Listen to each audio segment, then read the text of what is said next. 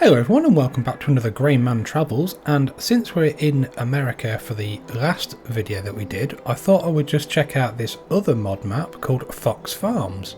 Now this map is also one that's already been released previously on a different version. It's now on 1.0.04 and it was released on the 16th of the 5th 2023, and it's a mod map by Zolly708. The map itself is 150.10 megabytes. It's for PC, Mac, PlayStation and Xbox series of consoles. Now let's just run through some of the map information while we do a bit of a flyover.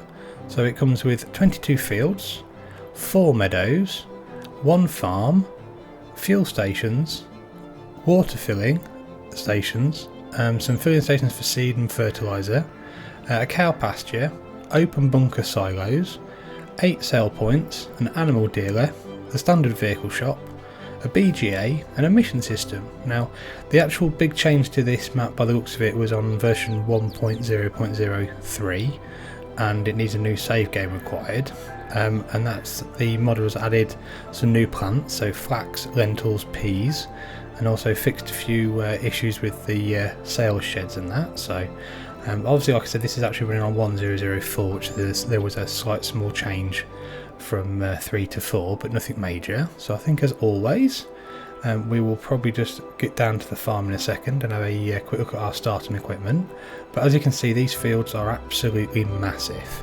Apparently they range from 0.2 to 33.6 hectares, so if you want to do some massive American farming, this is probably the map for you. So let's get cracked on into the vehicles that we get on new farmer mode. So we start with quite a few different tractors and equipment compared to some of the other maps that we look at. There's a Case Maxim CVX 135 in the small tractors, and that's got 169 horsepower. It's nice to see a Case tractor in there. Then we've got a Case Magnum 340 CVX drive. That's a big tractor. That's a large tractor. That's 374 horsepower. So nice to see that. And we've got a nice Case Axial Flow 7150 combine harvester that obviously has got the mod on there, so it can do the different types of crops as well on this map, which is good. We've got skid steer loaders. We've got a nice pickup. Sorry, the skid steer loader is a New Holland L318. We've got the standard Lizard pickup from 1986. We've got a nice Flegel trailer. We've got a Case 3020 Terraflex 25 foot or 7.5 metre header.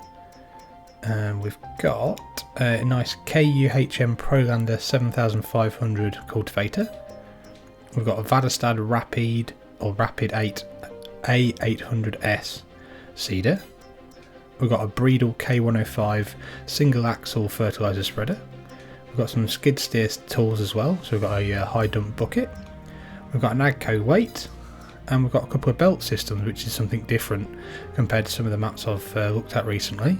So you've got a Conveyor 1690 and a Meridian as well. So nice to see those few bits and bobs. So as you can see, the actual farm itself is very large, as most farms in America are. So there's a couple of equipment sheds, so there's all your sheds for the equipment you get. You've got your nice combine over here with your belt systems, and then you've also got your silos here. So I'm guessing if you had some of these fields, you're going to get some serious amount of crops coming out of these fields. So your house is over here with the sleep trigger at the front door, and you also get a dog, which is nice.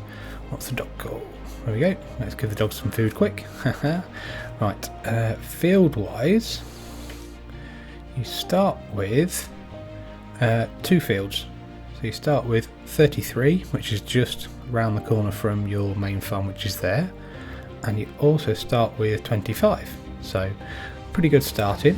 The actual crop calendar obviously hasn't massively been altered, apart from adding the additional flax, peas and lentils, and also this game does allow you to have the Swather header pack, so you can obviously do the whole thing with the flax, the peas and the lentils, and other crops like wheat, barley and oat, etc. You can do the swathing system. The actual price that you can get for lentils is very impressive. If you look here, it's like 6,057 for 1,000 litres. Now looking through everything else on this prices list, that's actually the highest I've ever seen. So that might be something to look at for lentils to see what the actual output of a field of lentils is compared to other things, and whether it's a really good way to make a lot of money on this map really quickly.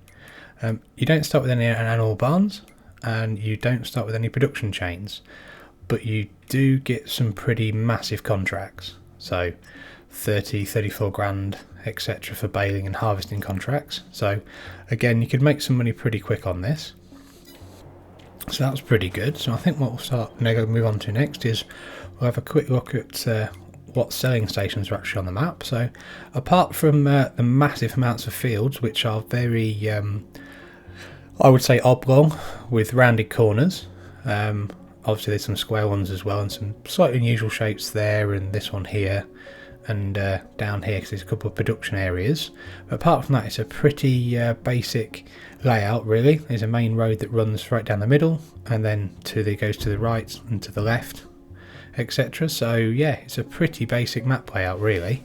Most of the actual productions are down in this bottom corner. So if we just go back to where we normally go, so if we go here, we've got the vehicle shop, which is pretty much where we get the normal vehicles from, and we've got the clothes and furniture storage, provisioning storehouse, food warehouse, grain mill warehouse, western grain silo warehouse, and the lime station. So then up here we've got the big water tank, we've got an animal dealer here, we've got another animal dealer there. Down in this bottom corner we've got another water tank for the big fields. I believe this is another one. No, this is Grain West Silo. It's quite nice to see the custom logos though, there and there, and on every single one that he's put in, or the modders put in, sorry, should I say. There's a water tank there as well.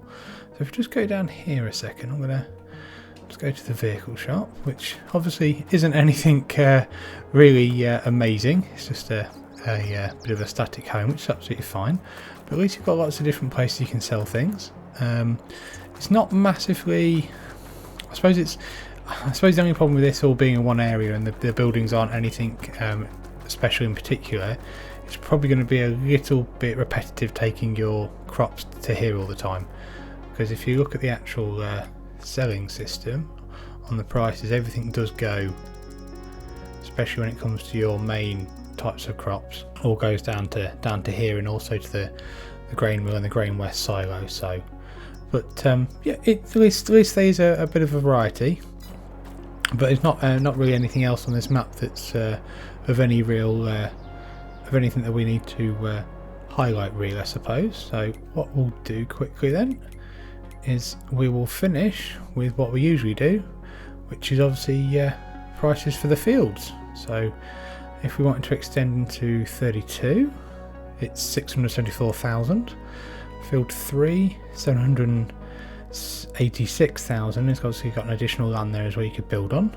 If we wanted to then take the fields around the farm, 1.3 million on 10. 11 is a little bit cheaper, 896,000. 12 I'd say is going to be 1.4. Yeah, what do we think? I'd say 27 will probably be the biggest field. So let's have a quick look. That's just over 2 million. So there's some yeah, there's a lot of work, quite a bit of grinding to do, an awful lot of harvesting to do actually to then afford that sort of money for a field, but that's absolutely fine. So let's skip back to the main farm again, because one thing I need to just double check is you do need the Swather pack as a required mod as well. So the Swather pack by Bcbuhler, which I think obviously is something that was created by the modders that made the Saskatchewan map over in Canada. So yeah, hopefully you've enjoyed this video. If you have, give it a thumbs up and subscribe to the Grainman channel, and I hope to see you again soon. Many thanks.